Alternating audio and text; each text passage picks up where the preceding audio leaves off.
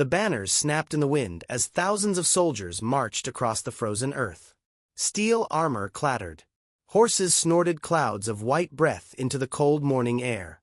Drums beat in slow, thunderous rhythm. To history, these columns were symbols of power. To the villages they approached, they were a storm. But behind every medieval army, whether marching under the cross of Christian kings, the crescent of expanding empires, or the heraldry of feudal lords, there existed another world. A hidden world. A world rarely described in royal chronicles. The war camp. When armies moved across medieval Europe, they did not travel alone. A fighting force of 10,000 soldiers might be accompanied by thousands more civilians, blacksmiths, cooks, merchants, servants, and women. Some women followed armies willingly. Camp followers included wives, laundresses, nurses, traders, and widows who had nowhere else to go.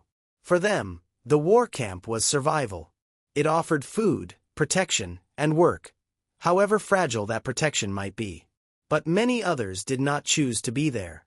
When a medieval army captured a town, the rules of war were brutal and often unrestrained. If a city resisted and was taken by force, its population could be declared forfeit. Men were killed or enslaved.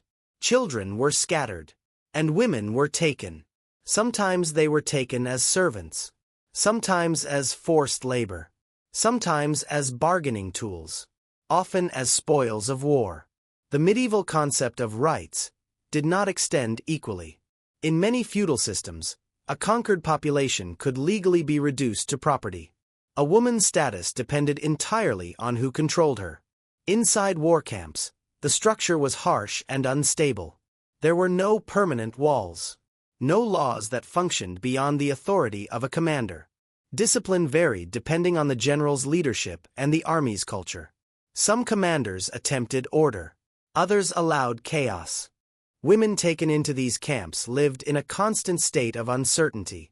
They might be assigned to cook for soldiers, mend clothing, tend fires, or care for the wounded. Others were sold between units as commodities. Payment could come in coin, in promises, or in protection. But protection in a war camp was fragile. The camp itself was a temporary city of canvas and mud. Tents arranged in rough order. Fires burning through the night. The smell of smoke, sweat, metal, and animals heavy in the air. At night, when torches flickered and drunken laughter echoed between tents, fear could spread like fog. The absence of stable law meant that a woman's safety depended almost entirely on whether a particular soldier or officer claimed responsibility for her. Some formed strategic alliances, attaching themselves to powerful officers in exchange for survival. Others survived by invisibility, blending into labor roles, avoiding attention. Yet even invisibility was no guarantee. The church officially condemned violence against innocents, yet enforcement during active campaigns was weak. Armies operating far from their homelands often acted with impunity. Chroniclers of the era occasionally recorded events in brief, detached lines. The town was taken. The spoils were divided. The women were carried off. Simple words that concealed immense suffering. In prolonged campaigns, such as those during the Crusades or the 100 Years' War, women could remain inside war camps for months or even years. Some bore children in those camps. Children who grew up without stable homes, belonging neither fully to soldiers nor to the lands they marched through. A war camp was not just a place of violence. It was a place of psychological erosion. Imagine waking each morning not knowing whether the army would move, whether the camp would be attacked, whether you would be traded, abandoned, or forced into another form of labor. Imagine existing in a place where identity no longer belonged to you. Medieval warfare was not industrialized like modern war. It was intimate, personal, immediate. Women inside those camps were trapped in that intimacy. Even when not directly harmed, they endured constant instability. Food shortages, disease outbreaks, winter exposure, the terror of raids by enemy forces, the collapse of command structures when leaders were killed. If the army lost a battle, the camp could dissolve into chaos in minutes. And when chaos erupted, those without armor were the most vulnerable. Some women attempted escape. Few succeeded. Armies moved quickly, often through unfamiliar terrain. Language barriers and destroyed villages offered little refuge. For many, survival meant adaptation. Over time, some women developed roles that gave them a degree of leverage. Skilled healers could become indispensable. Traders who managed supply networks gained influence. A handful even accumulated wealth. But these cases were exceptions. The majority endured a system built on imbalance, a system where war erased social protections and replaced them with force. To say that life inside a medieval war camp was worse than death reflects not only physical danger, but the stripping away of autonomy. In a world where lineage defined status and faith defined identity, captivity inside a war camp erased both. A noblewoman captured during a siege might find herself treated no differently than a peasant. A peasant woman might disappear into the ranks without record. History remembers kings. It remembers victories. It remembers treaties signed in grand halls. But the war camp existed outside those halls, in the mud, in the smoke, in the unrecorded spaces between battles. And within that hidden world, thousands of women endured a reality that rarely made it into illuminated manuscripts. Not because it did not happen, but because those who wrote history were rarely the ones who suffered inside the tents. The siege always began with waiting. From the walls, defenders watched banners gather on the horizon, an army assembling like a dark tide. Siege towers rolled forward slowly. Tents multiplied across the fields. Supply wagons creaked into position. Inside the city, fear grew heavier with each passing day. Medieval sieges were not quick affairs. They could last months. Food ran out. Wells were poisoned. Disease spread through narrow streets. The wealthy rationed wine and grain. The poor starved first. And everyone understood the unspoken rule. If the city surrendered early, there might be mercy.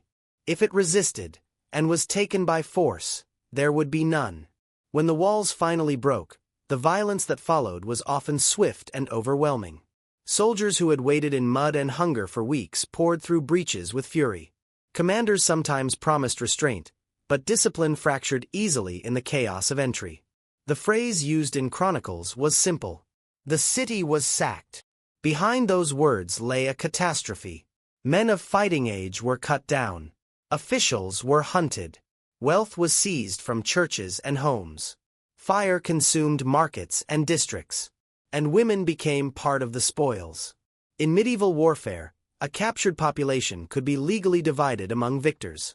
The rules varied across regions, from feudal Europe to the Crusader states, from Iberia to Eastern kingdoms, but the pattern repeated itself across centuries. Women were taken into custody in groups. Some were separated immediately based on perceived status. Noble women were valuable. They could be ransomed, married for political leverage, used to force surrender of remaining resistance. Peasant women and townsfolk faced a harsher uncertainty.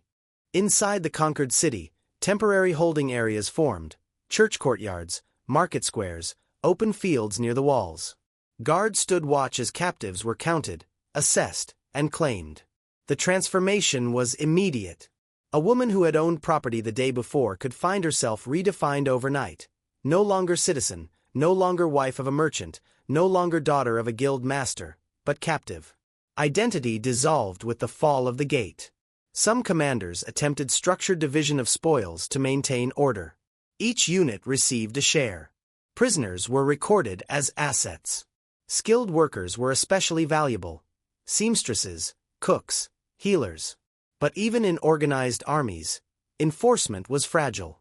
The sack of a city was not just about conquest. It was often seen as reward. For soldiers who had survived hunger, disease, and months of siege, the capture of a city was compensation. And compensation included people. Noble women faced a different, though not necessarily safer, path. Their captivity became political currency. A captured lady of high birth might be confined under guard in a noble household tent or transported to a distant castle. Her treatment depended on her value. If her family could pay ransom, she might survive with status partially intact. If not, she might be married into the conqueror's ranks to legitimize territorial claims. Marriage in such cases was not romance. It was absorption. A way to erase one dynasty and strengthen another. For common women, survival often meant entering the moving structure of the army itself. As the city burned behind them, captives were marched out alongside wagons of loot. Jewelry, religious artifacts, grain, livestock, and human beings moved together in grim procession. Those unable to walk were left behind. The road away from a fallen city was lined with silence. Inside the conquered city, temporary holding areas formed: church courtyards, market squares, open fields near the walls. Guards stood watch as captives were counted, assessed, and claimed. The transformation was immediate. A woman who had owned property the day before could find herself redefined overnight. No longer citizen, no longer wife of a merchant, no longer daughter of a guild master, but captive. Identity dissolved with the fall of the gate. Some commanders attempted structured division of spoils to maintain order. Each unit received a share. Prisoners were recorded as assets. Skilled workers were especially valuable: seamstresses, cooks, healers. But even in organized armies, enforcement was fragile. The sack of a city was not just about conquest. It was often seen as reward. For soldiers who had survived hunger, disease, and months of siege, the capture of a city was compensation. And compensation included people. Noble women faced a different, though not necessarily safer, path.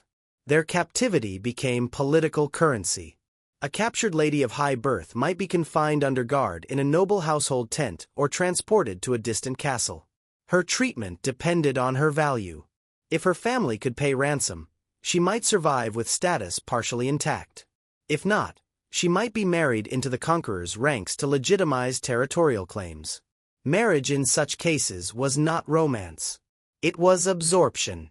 A way to erase one dynasty and strengthen another. For common women, survival often meant entering the moving structure of the army itself. As the city burned behind them, captives were marched out alongside wagons of loot. Jewelry, religious artifacts, grain, livestock, and human beings moved together in grim procession. Those unable to walk were left behind. The road away from a fallen city was lined with silence. Some captives hoped for ransom. Others knew no one would come. Entire families had been killed. Records destroyed. Communities erased. In prolonged conflicts, like the later stages of the 100 Years' War, towns changed hands multiple times. Women could be captured more than once in a lifetime, passed from one occupying force to another. Stability vanished. Inside the expanding war camp, new arrivals were absorbed quickly. Labor was assigned. Guards designated. Hierarchies formed within hierarchies. Fear became routine. There were moments of negotiation. Women of influence sometimes bargained for protection for others. Clergy occasionally intervened to secure safer treatment for specific individuals. In rare cases, captives were exchanged in broader diplomatic agreements. But these moments were exceptions in a system driven by momentum. The psychological impact of sack and captivity cannot be measured in numbers alone. Imagine watching the skyline of your city disappear behind smoke as you are forced forward, unsure whether you will ever see familiar streets again. Imagine knowing that your fate is now entirely dependent on the will of strangers armed with steel. Some women adapted with extraordinary resilience. They learned languages of conquerors. They formed networks within camps. They secured roles that offered minimal but crucial security. Others withdrew into silence. And some resisted, quietly or openly, risking punishment. Yet history recorded little of these inner battles. Chronicles listed cities taken, tribute paid, ransoms exchanged. But the emotional landscapes of captives were rarely described. When we examine medieval warfare, we often study tactics, siege engines, cavalry charges, fortification designs. We analyze generals and treaties. But the true cost of a fallen city extended beyond its walls. It traveled with the army. It marched in chains. It lived inside tents pitched on foreign soil. And for countless women, the fall of a city was not the end of war. It was the beginning of a new, uncertain existence, one where survival required navigating a world that had erased everything familiar. The siege ended with a breach in stone. But its consequences endured far longer, in memory, in lineage, and in lives forced into the shadow of armies. By the time the army moved again, the camp had already swallowed them. What began as chaos after a fallen city slowly hardened into routine. Rows of canvas tents stretched across muddy ground. Cooking fires burned from dawn to dusk. Blacksmiths hammered dents from armor. Horses were brushed and fed. Messengers rode in and out carrying sealed orders. To an outsider, it might almost resemble a traveling town. But it was a town built on imbalance. For the women brought into this world, survival depended on understanding its invisible rules. A medieval war camp was layered with hierarchy. At the top stood the commander, a king, a lord, or a general. Beneath him, nobles and officers. Then professional soldiers. Below them, mercenaries, camp laborers, servants, traders, and captives. Every layer had power over the one beneath it. Women inside the camp existed in different categories, though those categories could shift without warning. Some were wives of soldiers, having followed their husbands voluntarily. They cooked, washed clothing, repaired garments, and sometimes tended to the wounded. Their status, though modest, offered limited protection because it was tied to a specific man within the ranks. Others were widows created by the war itself. With no land, no inheritance, and no guild access, the camp became their only means of sustenance. They bartered services for food and safety. But the most vulnerable were the captured. Their presence was rarely documented in official military records. They were counted as part of the spoils, not as individuals. In the early days of captivity, uncertainty was suffocating. Who would claim them? What labor would be demanded? Would they remain in this camp for weeks, or for years? Some were assigned immediately to domestic tasks within officers' quarters. Preparing meals, cleaning armor, maintaining tents. These roles, though exhausting, could provide relative stability. Others were distributed among common soldiers. Protection, in this environment, was transactional. A soldier might guard a captive woman fiercely, not from compassion, but because she had become his assigned responsibility. Another might abandon that role entirely if discipline weakened. Commanders who valued order attempted to regulate behavior within the camp. Severe punishments were sometimes imposed for violence that disrupted morale. Armies that lost internal control risked collapse from within. But regulation depended entirely on leadership. In poorly disciplined forces, the camp could become volatile. Alcohol flowed freely after victories. Tensions flared. Rivalries erupted. And those with the least power bore the greatest risk. Disease was an ever-present enemy. Crowded living conditions, poor sanitation, and contaminated water led to outbreaks that spread quickly. Fever did not distinguish between soldier and captive. Women often became caregivers during these outbreaks, tending to the sick, cleaning wounds, burying the dead. Their labor sustained the army, even as their own position remained fragile. Winter campaigns were particularly brutal. Thin canvas offered little insulation. Food supplies dwindled. Cold seeped into bone and spirit alike. The camp was never permanent. At any moment, horns might sound. Orders would ripple through ranks. Tents struck. Fires extinguished. Movement began again. For women inside the camp, movement meant more uncertainty. Marching long distances on foot. Carrying supplies. Navigating un familiar terrain. Escape during movement was nearly impossible. Armed guards surrounded the column. Local villages feared reprisals if they offered shelter. Over time, a strange social structure developed within the captive population itself. Women formed alliances for mutual protection. They shared food, watched over each other during tense nights, passed along information about shifting leadership or new dangers. Some learned to negotiate carefully. A skilled healer could gain leverage. A talented seamstress might become indispensable before a major campaign. Knowledge became currency. Yet even those who secured relative safety lived under constant threat of reversal. A commander could fall in battle. An army could splinter. A victorious force could itself be defeated. In such moments, the camp dissolved into panic. History offers examples of entire war camps being overrun after battlefield losses. When that happened, captives faced a terrifying prospect: becoming spoils once again, transferred to a new army, repeating the cycle. Identity became fluid. Names were forgotten.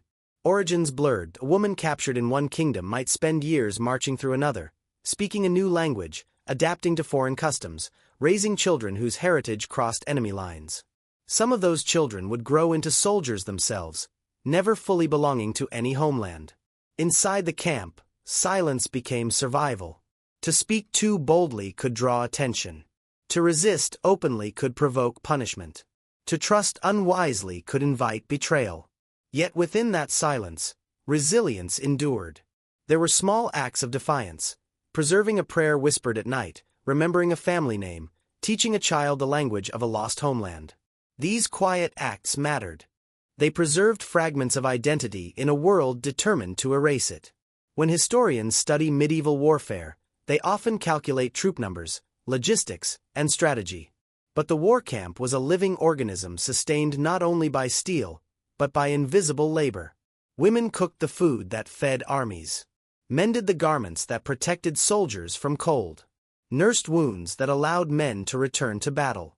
They existed within a system that exploited their vulnerability, yet paradoxically depended on their endurance. To call it worse than death reflects not only physical suffering, but the relentless erosion of certainty. Life inside the camp meant waking each morning to instability. No walls. No laws beyond shifting authority. No guarantee of tomorrow. And yet, within that instability, thousands survived. Not because the system was merciful, but because human resilience can persist even in the shadow of war. War did not end when the battle was over. For many women inside medieval war camps, it continued in a quieter, more complicated form: in motherhood. Children were born beneath canvas roofs. They were born during sieges, during long marches, during winters when frost clung to tent ropes like glass. They entered the world not in stone castles or village cottages, but in shifting camps that might vanish by sunrise. These children belonged everywhere and nowhere. Some were born to soldiers' wives who had chosen to follow the army. Their status, though humble, was defined. They had fathers recognized within the ranks. They had at least a fragment of structure. But many others were born to captives. And for them, identity was uncertain from the first breath. Who was their father? To which land did they belong? What name would they carry? In medieval society, lineage was everything. A surname connected you to inheritance, protection, and place within the rigid hierarchy of feudal life.